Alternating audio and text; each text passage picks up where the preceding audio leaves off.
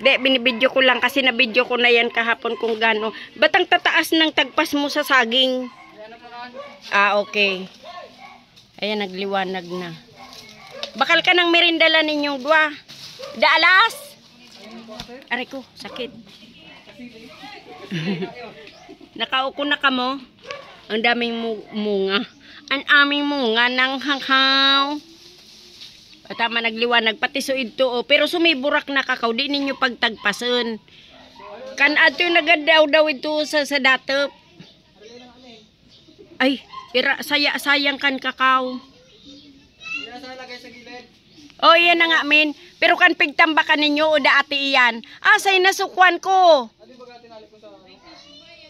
So, dalandan, tinali mo. Pero supon, bad na tataluban? Okay, di mo pigbayo buan? Oo. Patayin nyo na yan lahat ng saging. Da manikan mo yung magkaun, taso kwan yan, sinan Pablo. Sa inyo na kan?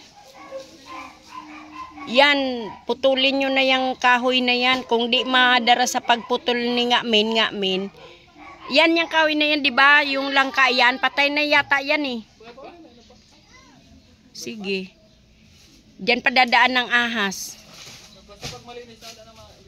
Tagpasin mo na yung nakasampay dyan at sanga. Di bali itira mo yung malaking puno. Basta yung sanga, patayin mo na lahat. Di naman yan namumungay.